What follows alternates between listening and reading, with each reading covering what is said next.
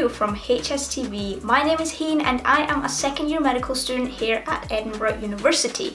Now, over the past week or so, I have been getting a lot of questions on Instagram, on YouTube comments about first year medicine, and it can be a very daunting time. So through this video, I hope I can give you guys 20 pieces of tips and advice that I wish I had known when I was starting medicine. So hopefully I can get some of that worry off your shoulders and make first year a better and smoother transition for you. So if you're excited, give this video a like, subscribe, and any questions or anything you want to ask me, leave them down in the comments.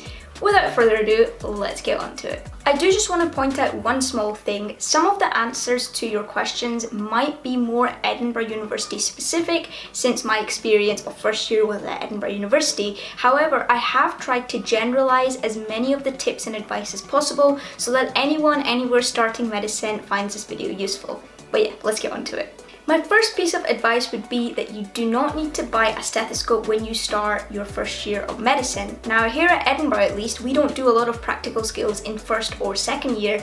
In second year we do have some GP placements, which is why they advise you get one.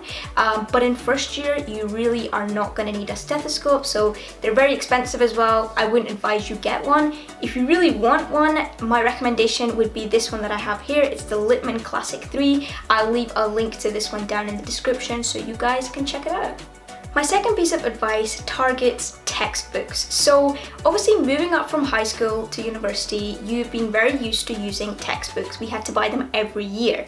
But now if you search up any medical textbook, they're actually very, very expensive. So I'd recommend that you don't buy textbooks. You don't need them, and any resources that the university wants you to read up on, they give to you online for free. So if you're a kind of person who likes to have hard copies of textbooks and it helps you revise and learn, then I'd recommend Davidson's Principles of Medicine. I'll leave it in the description, as well as Abraham's Anatomy Atlas. So those are the two that I'd recommend for your main physiology and anatomy. But once again, I don't own any textbooks still, and it's not really something that I think is worth spending your money on.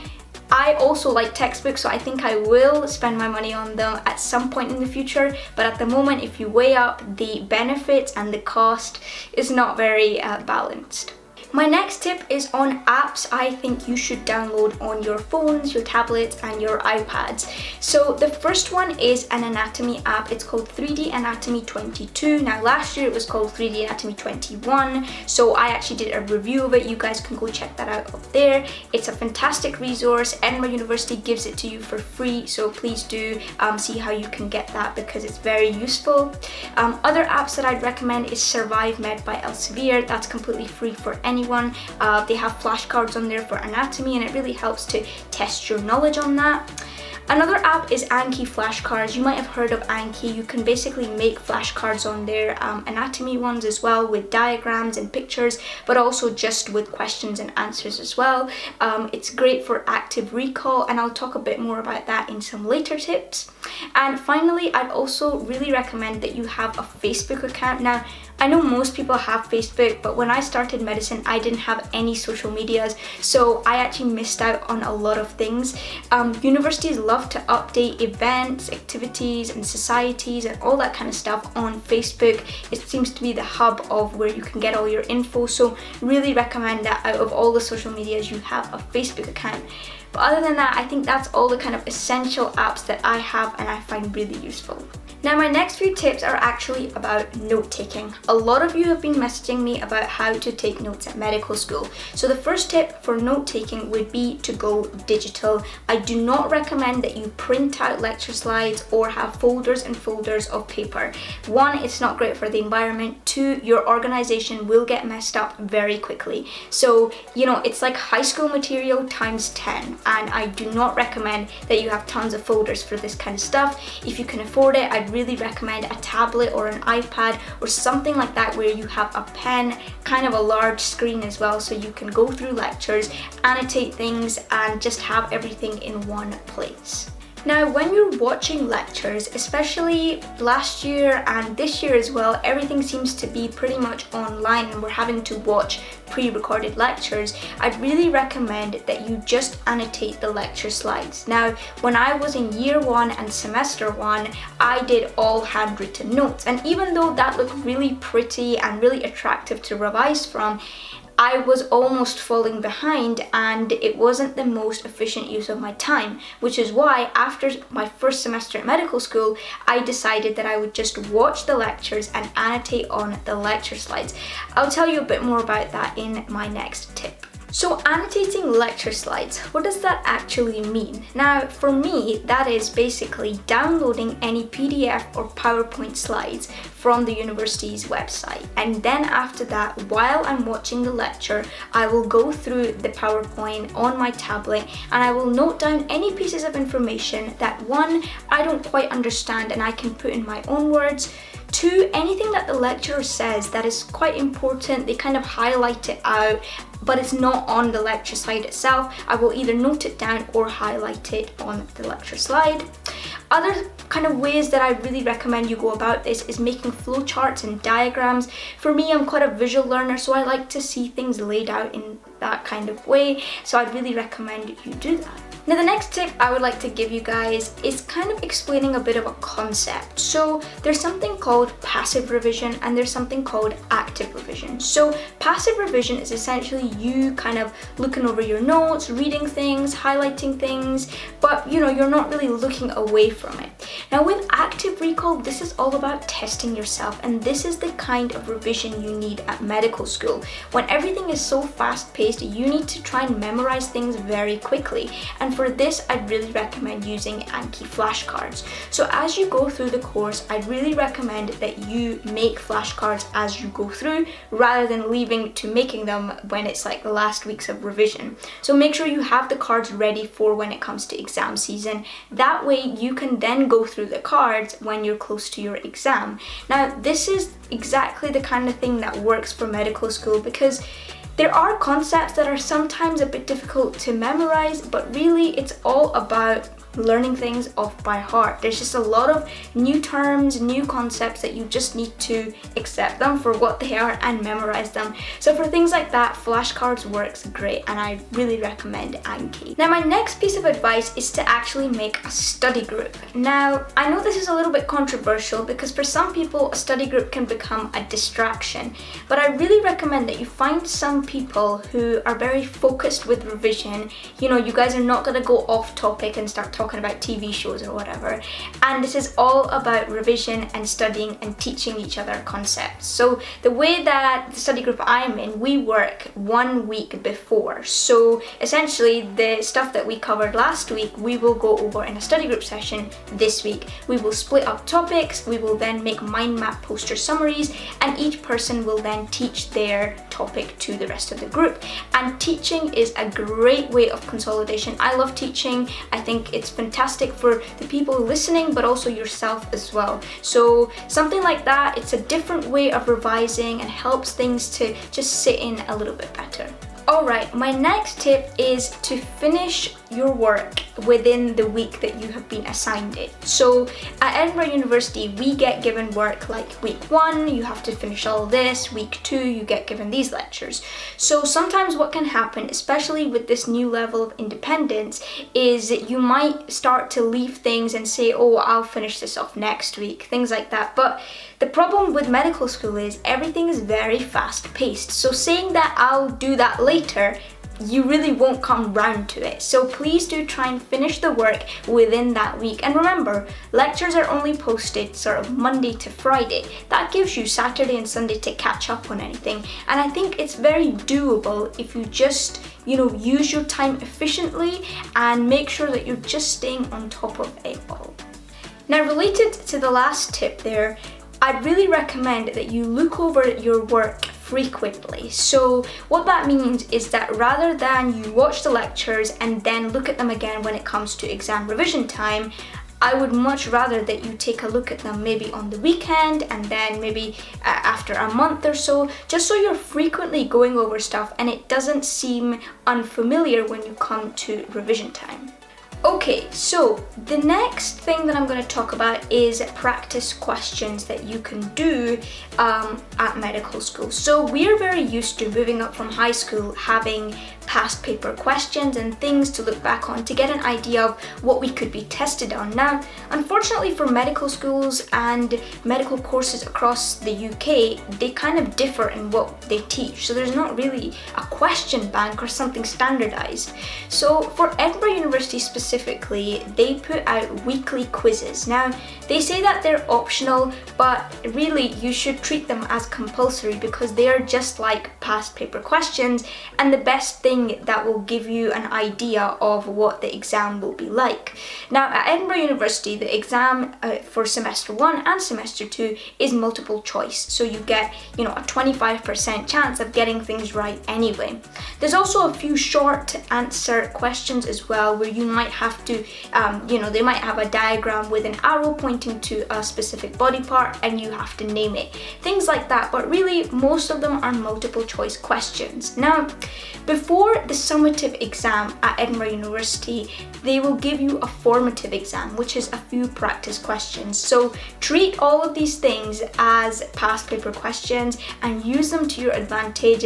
Treat them as compulsory, even if the uni says they're optional. Okay, next big question that a lot of you have been asking about is, how do you know what you need to know and what the uni could test you on? It's a great question because some lectures go into a lot of detail and other lectures are not so much in detail. So it's very hard to know how much in depth you need to know things. Now, unfortunately, Edinburgh University doesn't give you a checklist or like a learning intentions piece of paper, really. So they expect you to be familiar with the general concepts that they introduce. Now, for specific examples and you're not too sure about, do I need to really know this? You can actually email the uni themselves and they will get back to you very quickly. Now, the whole point of getting rid of this checklist, they used to have one before, is that they want to make it feel as though medicine is not exam focused. Now, I feel that's a little bit controversial because end of the day, you need to pass your exams in order to progress, and therefore everything is a little bit exam focused. However, I do understand where the university is coming from. You need to learn everything anyway at the end of the day. So to become familiar with concepts, especially in first year, is their main goal. They don't want you to know all the little nitty-gritty details. Instead, just become familiar with anatomy, for example, and planes, for example, like coronal planes, transverse planes, kind of the terminology as well, and just to have a general understanding of the topics they teach you. In the exams, they want you to pass. They really don't want you to fail. There's no such thing as negative marking. So everything that you do is positively marked. You won't have marks deducted.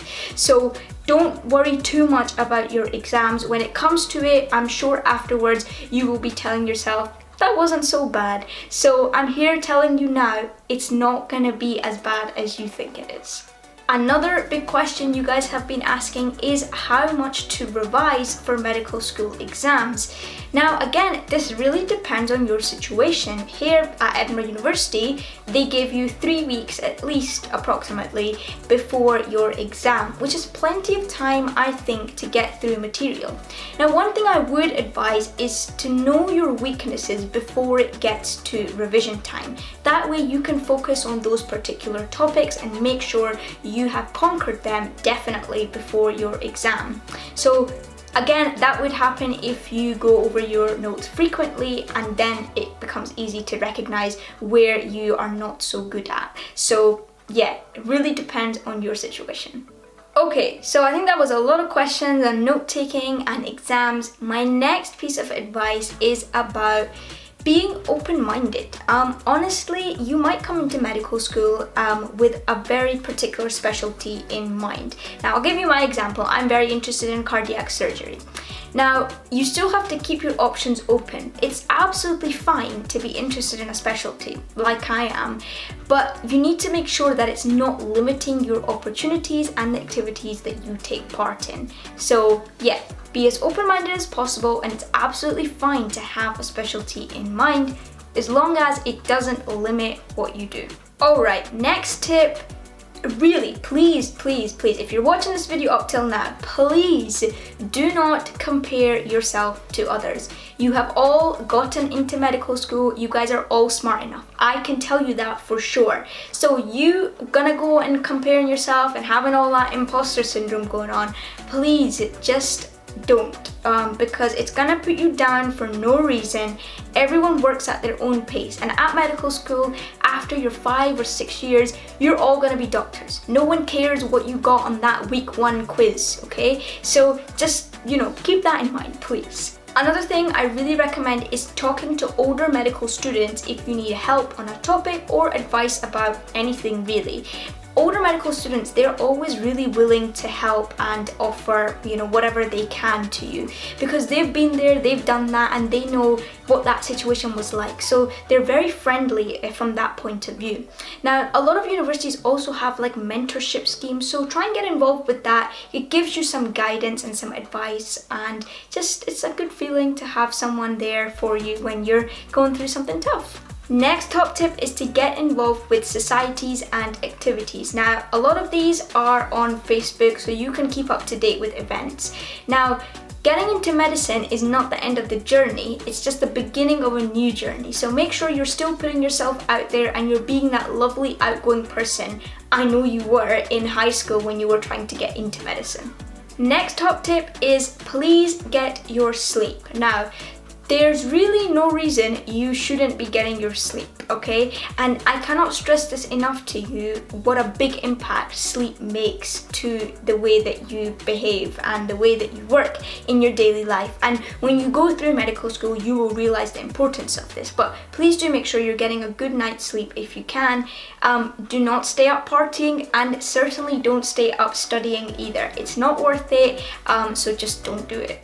Okay, next tip is specifically for the Edinburgh University students. Now, you may know that the personal tutor scheme has been thrown out, and there's something new called the professional mentorship scheme. This is essentially where you contact a senior member of staff, really, a doctor, a consultant, a registrar, someone who works at university, really, anyone that maybe is interested in a similar specialty that you want to go into. Someone like that can be there for career advice and guidance on these kind of general things. I'd really recommend you go and approach a mentor that you feel you'd be quite happy working with. Don't be afraid to contact these people. At the most they'll say no, you move on. It's nothing really that big. If they don't reply to you, just leave it, just go and email someone else, because these people are very busy. But I really do recommend that you get a professional mentor, because it's lovely having one, and they can get you into loads of opportunities and can really provide some great guidance on career pathways as well. And my final tip for you guys is to please not worry about anything, because this is first year of medical school. It is a big jump from high school. If like high school is here, I think medical school is up here. And with COVID times, maybe even up here. This is the big jump that you're making.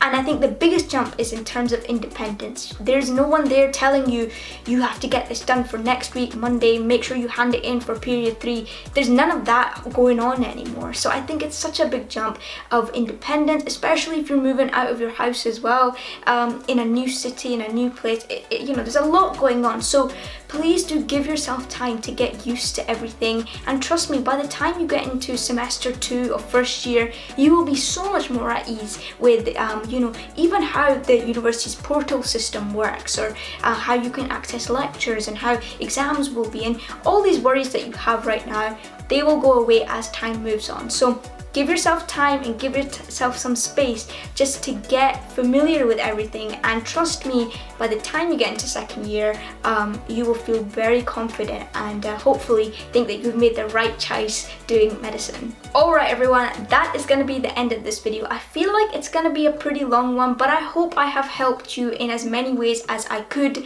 If I have missed out something, or you're still not sure about something, just comment down below or DM me on the Instagram. I'm gonna leave all the details down in the description to things I've mentioned in this video, and I hope it really helps you out. Once again, congratulations to everyone who is starting medicine in a few weeks or has already started, and I will see you all in my next video. Goodbye.